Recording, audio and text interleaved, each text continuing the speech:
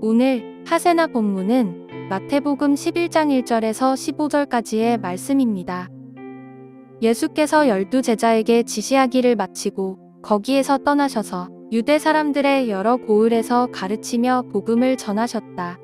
그런데 요한은 그리스도께서 하신 일들을 감옥에서 전해 듣고 자기의 제자들을 예수께 보내어 물어보게 하였다.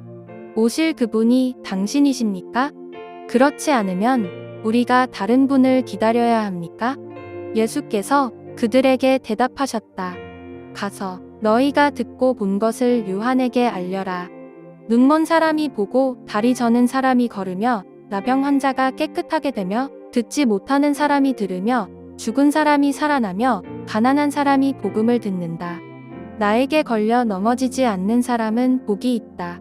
이들이 떠나갈 때에 예수께서 무리에게 요한을 두고 말씀하셨다. 너희는 무엇을 보러 광야에 나갔더냐? 바람에 흔들리는 갈대냐? 아니면 무엇을 보러 나갔더냐? 화려한 옷을 입은 사람이냐? 화려한 옷을 입은 사람은 왕궁에 있다. 아니면 무엇을 보러 나갔더냐? 예언자를 보려고 나갔더냐? 그렇다. 내가 너희에게 말한다. 그렇다. 그는 예언자보다 더 훌륭한 사람이다. 이 사람을 두고 성경에 기록하기를 보아라. 내가 내 심부름꾼을 너보다 앞서 보낸다. 그가 내 앞에서 내 길을 닦을 것이다 하였다.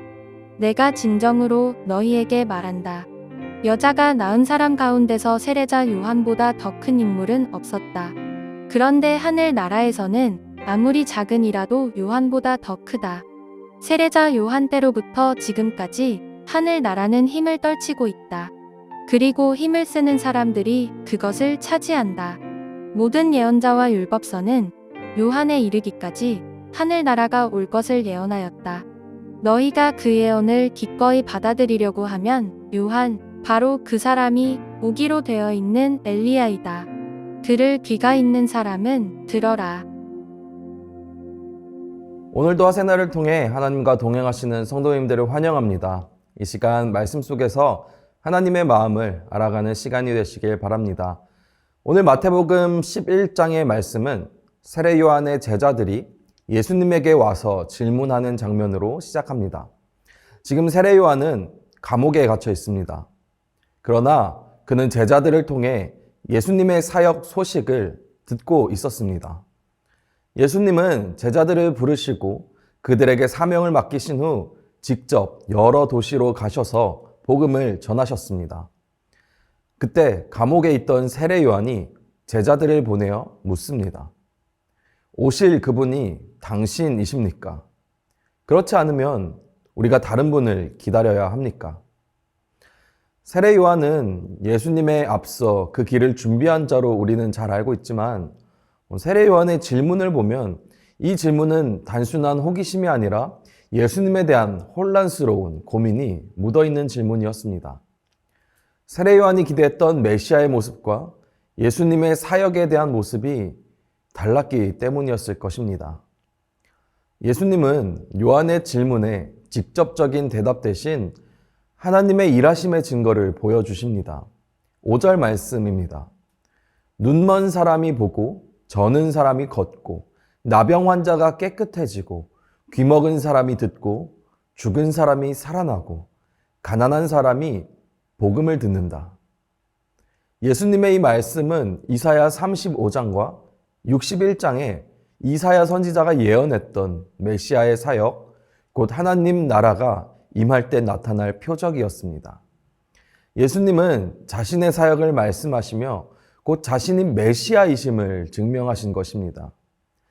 하나님은 인간의 기대처럼 권력과 심판으로 일하시지 않고 고통받는 자들을 회복시키심으로 자신의 구원을 드러내시는 분이십니다.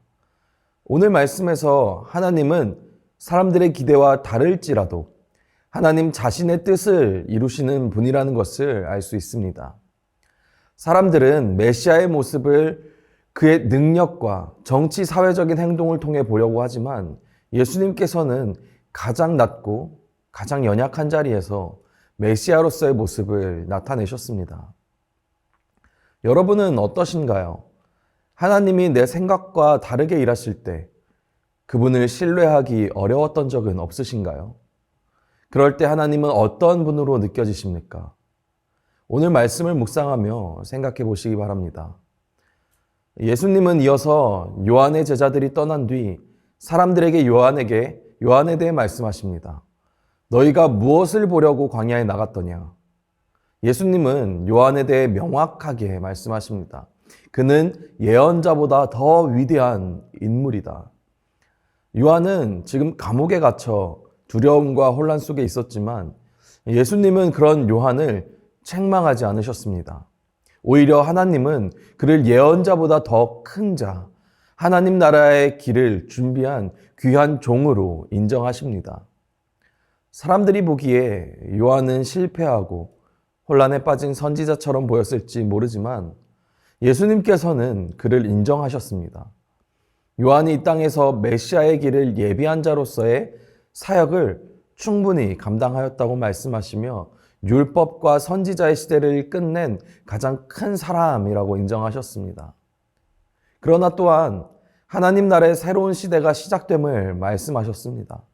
하늘나라에서는 아무리 작은 일라도 요한보다 더 크다는 말씀을 통해 세상의 시선과 가치 평가가 아니라 누구든지 예수 그리스도를 믿음으로 하나님 나라에 들어갈 수 있는 새로운 시대가 열림을 말씀하고 계신 것입니다.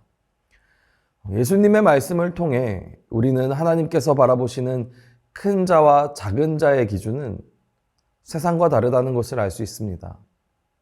하나님이 바라보시는 기준은 어떤 기준일까요? 하나님 나라에서 크고 작은 것은 세상의 가치 평가 기준이 아니라 예수님과의 관계, 그 믿음이 기준이 되지 않을까요?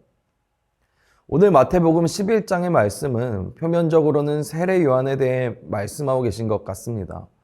그러나 오늘 말씀은 요한의 질문을 통해 메시아로 오신 예수님이 누구이신지 명확하게 말하고 있습니다. 오늘 말씀을 묵상하며 예수님은 어떤 분이신지 다시 한번 생각해 보시기 바랍니다. 내가 세운 기준으로 예수님을 바라보고 있지 않았는지, 그리고 하나님의 시선은 이 땅에서 어디를 향하고 계신지 묵상해 보시는 하루가 되시길 축복합니다. 오늘의 하시조는 가족끼리 서로 칭찬하기입니다. 따뜻한 말과 긍정적인 감정 표현을 함께 사용한다면 가족 간의 행복과 사랑이 더 쌓이게 되지 않을까요? 오늘의 하시조 함께 하시죠.